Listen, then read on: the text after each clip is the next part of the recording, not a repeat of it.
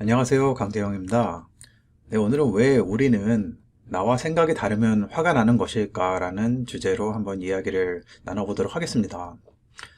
많은 학자들이 아시아 문화를 집단주의적 문화라고 단순화시켜서 이해해 왔습니다.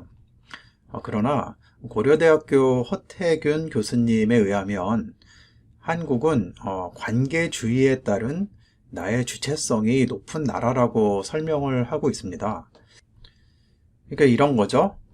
남과의 관계에 있어서 나의 존재감을 드러내고 싶어 하는 마음이 큰 나라. 타인으로부터 인정받고 싶은 마음이 큰 나라. 또 나의 영향력을 과시하고 싶은 마음이 큰 나라. 또 내 생각이 옳다고 믿고 나와 다른 생각을 가진 상대가 있으면 집요하게 내 생각을 강요하는 마음이 큰 나라. 뭐 이런 식으로 한국인의 그 문화를 새롭게 한번 이해해 볼 수 있을 것 같습니다. 그러한 한국만의 주체성이 큰 문화, 그것이 제가 보기에는 한국을 세계적인 수준으로 만드는데 큰 원동력이 됐다고 생각합니다. 동시에 그로 인해서 발생되는 사회적인 갈등, 뭐 여러 가지 문제가 있죠.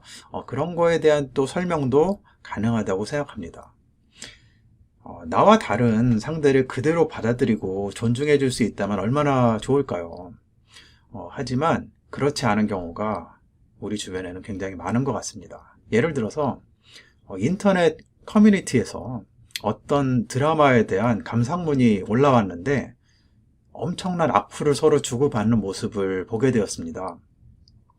요지는 이렇습니다. 그 사람의 생각이 작가의 의도를 전혀 다르게 해석한 거라며 그 감상은 틀렸다는 지적입니다. 어떤 사람은 그 글을 올린 사람이 학교에서 꼴찌였을 것 같다라고 얘기하는 사람도 있었고, 그의 감상 수준이 매우 저급하다며 조롱하는 사람도 있었습니다. 그런 글들을 천천히 읽으면서 서로에 대한 분노가 느껴졌습니다.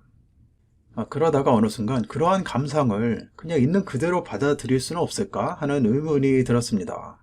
나와 생각이 다른 사람을 그냥 받아들일 수는 없을까 하는 생각도 들었고요. 나를 조롱하는 사람을 같이 조롱하는 것이 아닌 그냥 있는 그대로 존중해주고 사랑해주는 그런 모습을 보일 수는 없을까 하는 생각이 들게 되었습니다. 통합적 관점에서 볼 때 통합을 이루기 위해서는 서로 생각이 다른 사람들이 충분히 의사소통을 해야 됩니다. 다름을 인정하고 이해하려는 노력도 또 필요하게 되죠. 그러니까 일단 내 생각을 상대방에게 주입하고 설득하려고 하기보다는 왜 상대는 나랑 다른 시각을 갖게 되었는지 그것을 이해해야지 그 다음 단계로 나아갈 수 있다고 생각합니다. 근데 문제는 많은 경우에 있어서 나랑 생각이 유사한 사람들은 상대하기 쉽고 나랑 생각이 다른 사람들은 상대하기가 불편하기 때문에 생각이 비슷한 사람들과 함께 하기를 원하고 그렇게 해서 군집화하는 과정을 거치게 되는 것 같습니다. 생각이 다를 때, 나랑 생각이 다를 때 가장 쉬운 방법은 다른 생각을 폄훼하는 것입니다. 수준이 낮은 생각으로 격화시키는 것입니다. 그리고 그것에 대해 여러 사람들이 모여서 상대방을 공격하는 것입니다. 내 생각은 역시 맞아. 어떻게 저렇게 저급한 생각을 할 수 있지? 참 수준 낮은 사람들이구만. 이렇게 말이죠. 얼마 전에 아들의 친구 아빠를 만나서 이야기를 나눈 적이 있어요. 그분도 저랑 같은 학교의 교수님인데요. 같은 학교에서 일하면서 요즘 고민거리에 대해서 이야기를 나눠봤습니다. 근데 그분은 이제 인문계 대학에 있는데 지금 현재 학교의 인롤먼트가 떨어져서 그 제너럴 에듀케이션 과목을 줄여야 한다는 의견에 대해서 걱정을 가지고 있었습니다. 저는 경영대에 있기 때문에 불필요하다고 생각하는 과목은 줄여나가야 경영대의 인롤먼트가 올라갈 수 있다고 생각하는데 학교 전체 입장에서 보면 그렇게 단순한 문제가 아닌 것을 알게 되었습니다. 그동안 저는 경영대 선수 과목 중에 퀀티테이티브 코스가 너무 많다고 생각해서 이거를 줄여주고 그래야 학생들의 부담을 덜어주고 우리 인롤먼트 로스를 줄일 수 있다는 입장이었는데 그러나 인문대 입장에서 봤을 때는 그러한 과목들을 덜어내버리면 그쪽은 상당한 타격을 받을 가능성이 크다는 그런 입장을 또 알게 되었습니다.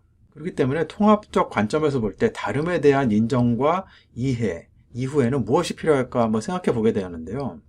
서로를 향해 열린 마음으로 조금씩 다가가는 게 필요하지 않을까 하는 생각이 들었습니다. 내 생각만 주장하고 상대방이 바뀌기를 바라는 마음은 어쩌면 통합으로 가는 데 있어서 걸림돌이 될 수 있습니다. 내가 상대보다 힘이 월등히 세다면 상대방이 불만이 있어도 그냥 따라오겠지만, 그렇지 않을 경우에는 내가 어느 정도 바뀌지 않으면 상대방이 따라주지 않을 것이기 때문입니다. 그런 이유로 우리는 공통의 관심사 그리고 뮤추얼 베네핏을 제대로 파악해야 한다고 생각합니다. 그래서 저는 다름과 틀림은 구분이 되어야 한다고 생각합니다. 나의 생각이 상대방의 생각과 완전히 같을 수가 없습니다. 어느 정도는 다 다르죠.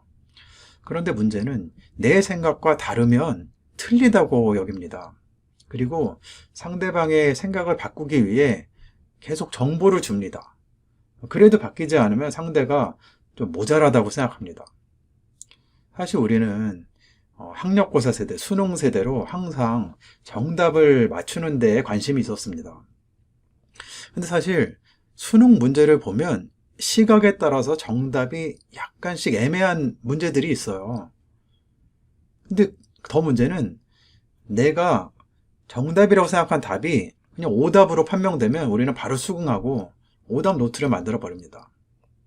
어떻게 하면 다음에 비슷한 문제가 나왔을 때 정답을 맞출 수 있을까만 생각합니다. 왜냐하면 높은 점수가 좋은 대학을 의미했기 때문이죠.